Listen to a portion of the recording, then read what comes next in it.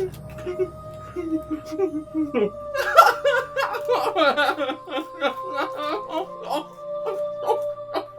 so beautiful. Love isn't dead.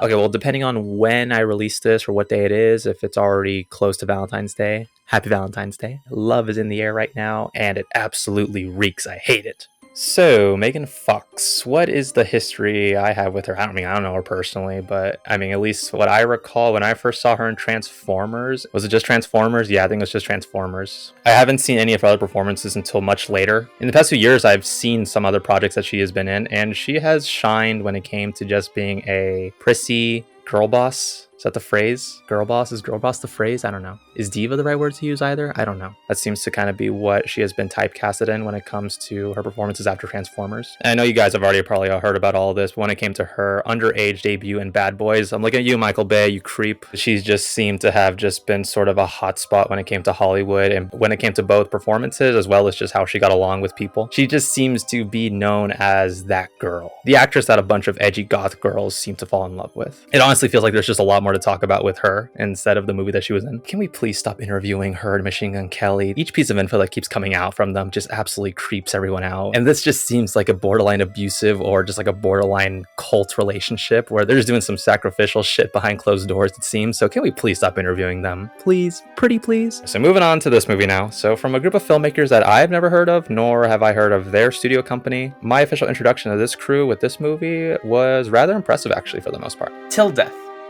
And from this director, I don't know how to pronounce this person's name. Can somebody in the comments please help me figure out how to pronounce this person's name? I'm so confused. Their IMDb page has it as S.K. as if it's an abbreviation, but the film's opening credits have it as SK. So I'm really confused here. What the hell? Is it Esk? Okay, whatever their name is, whatever they have crafted here with their team is just a straightforward home invasion, Home Alone-esque type. So in terms of the story structure, I guess I'll just make a straightforward PowerPoint here. Cheating woman and abusive husband go to a remote cabin log in the middle of nowhere. Crazy husband handcuffs himself to her. He shoots himself, then sent out 2 hitmen to arrive after his death to kill her off. Happily ever after marriage, what can I say? Megan just seems to know how to pick them. Damn, I want what they have. I'll say that the scenery of a remote ice log cabin reminded me much of like a David Fincher crime thriller. If I recall, one of his movies, Panic Room, I believe it was called, also had that Home Alone-esque type formula with home invaders sneaking in, and it just seemed as though the traps that were used to fight off and ward off these criminals were just a lot more intense than Home Alone ever was. It was a pretty similar format here. It was just a lot more intense and grounded and gritty. I never thought that I would enjoy this formula that much taken to the extreme. The movie is beautifully shot with a remote ice cabin location. It really makes you feel isolated, and just this location looks so freezing. It just feels like it's getting colder in the room that you were watching the movie in even. Also, some creative editing cuts were sprinkled in there as well. And as if I said this location didn't look cold enough, the haunting ambient soundtrack definitely enhances the cold feeling. Small attention to detail, little sound effects like the creaking of the cabin or just small noises that you hear outside the cabin. It really amplifies just how cold it is out there. I'd say for the first portion afterwards, when the husband kills himself and Megan is forced to find a way to get out of the handcuffs that she is now strapped to a dead body, having to see her navigate her now ex-husband's corpse, it was just very creative, and it just was very reminiscent of like a survival horror game, it felt. The different scenarios where Megan has to go stealth mode against these hitmen is engaging, and there really are some nail-biting close call moments here for sure. But when it comes to the rest of the story and the characters, the movie doesn't go to explore philosophical levels of deepness. The simple premise sells it alone, I would say, but I definitely think the script could have gone above and beyond on just bringing awareness towards abusive relationships or just relationships gone toxic.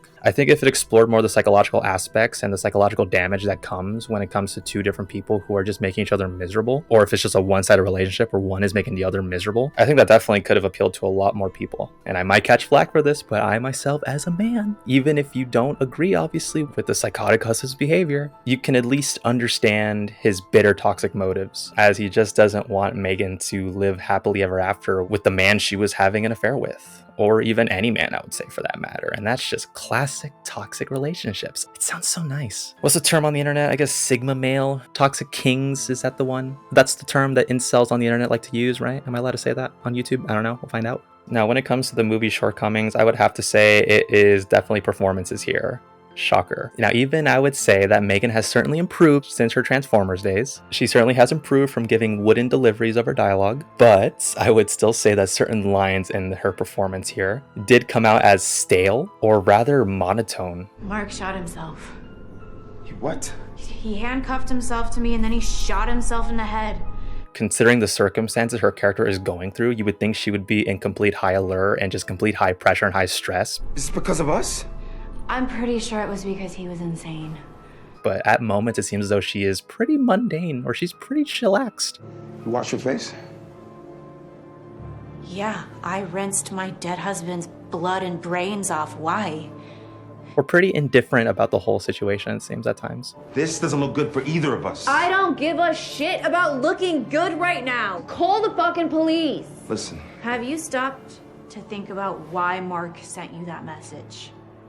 Because I woke up handcuffed to my dead husband, whose carcass I've been dragging around the entire house. I have been chained to this nightmare all day. Do you really think that he sent you that text so you could come here and you could save me? I wouldn't understand a director giving an actress those sort of adjectives to be nonchalant and chill in a story and concept like this. I mean, if that's the case, I'd be damned. Maybe this is exactly what the director wanted her to deliver. And if that's the case, that's on Megan, but considering her track record, I wouldn't be surprised. That's just my rule. When it comes to actors delivering underwhelming or poor performances, or even just jarring performances, I normally don't blame the talent for how it was delivered, but usually it's the director. I mean, they were there. They were present on set, behind the camera, a few feet away from the actor. They had every opportunity and the chance to correct and provide them different options and different adjectives to use on set to deliver different performances. That's usually how it should go, at least. So considering that these are the takes that were chosen, I don't know if there were any better takes in the editing bay, but if there were, these certainly weren't the best ones to use, I would say. But I don't think it was intentional, because every other supporting actor and character in this movie sold the idea of being under high alert and under high stress. It was just Megan's character that just didn't seem to have that all the time,